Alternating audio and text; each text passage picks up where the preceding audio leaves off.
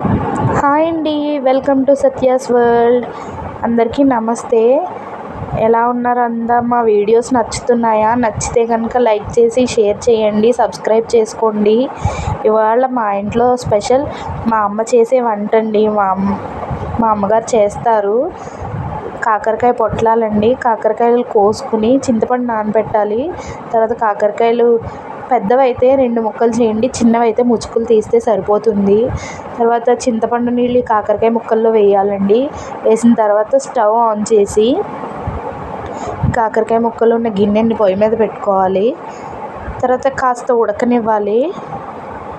కొంచెం ఉడికిన తర్వాత ఉప్పు పసుపు వేయాలండి. నేను వేయడం వేసాను, క్లిప్ తీయడం మర్చిపోయాను. తర్వాత బాగా ఉడికించాలి. మరీ మెత్తగా వద్దు, ఒక 80% ఉడికిస్తే సరిపోతుంది. తర్వాత తీసి పక్కన పెట్టుకోవాలి నీళ్ళల్లోంచి. కొంచెం చల్లారిన తర్వాత ఈ కాకరకాయ ముక్కల్లోంచి గింజలు తీసి పక్కన పెట్టాలి. గింజలు పడేయకండి. తర్వాత ఈ కాకరకాయ ముక్కలు తీసుకెళ్ళి ఆయిల్లో వేయాలండి. ఆయిల్లో వేస్తే కొంచెం ఫ్రై అవుతుంది. చిన్న మంటలో పెట్టుకోండి. చిన్న మంటలో పెట్టి మీడియంలో పెట్టి వేయిస్తే బాగా వేగుతాయి. వేగిన తర్వాత ఒక గిన్నెలోకి తీసుకుని పక్కన పెట్టుకోవాలి. ఆ కాకరకాయ గింజలు పడేయకండి, పక్కన ఉంచండి.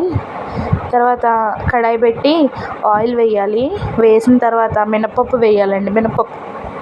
మినపప్పు వేసి వేయించాలి. తర్వాత జీలకర్ర వేయాలి. జీలకర్ర మినపప్పు వేగిన తర్వాత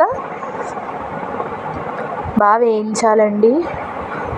ఈ రెసిపీలో కొంచెం ఆయిల్ ఎక్కువే పడుతుంది, పర్వాలేదు, కానీ టేస్ట్ బాగుంటుంది. అసలు కాకరకాయ చేదే ఉండదు. మా అమ్మ చేస్తారు, చాలా బాగా చేస్తారు. మా అమ్మాయి అడిగింది, అమ్మమ్మ చేసే కాకరకాయ పొట్లాలు చెయ్యమ్మా అని, అందుకే చేశాను. తర్వాత ఎండుమిర్చి కూడా వేసి వేయించాలి. తర్వాత వెల్లుల్లి, కొంచెం ఆయిల్లో వెల్లుల్లి కూడా వేయించాలి. పచ్చివాసన పోయే వరకు వేయించి తీసి పక్కన పెట్టుకోవాలండి. తర్వాత కొంచెం ఆయిల్ చాలా తక్కువ వేసాను, చూసారు కదా.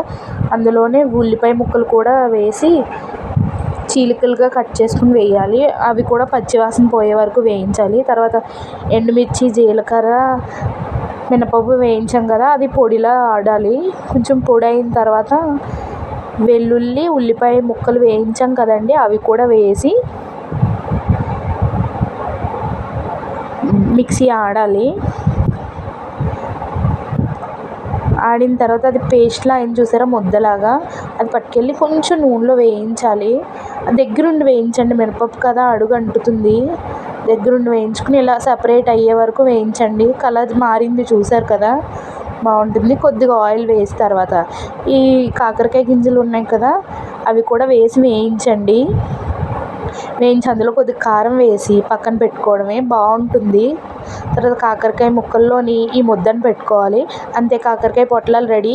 సపోర్ట్ చేయండి. Thank you.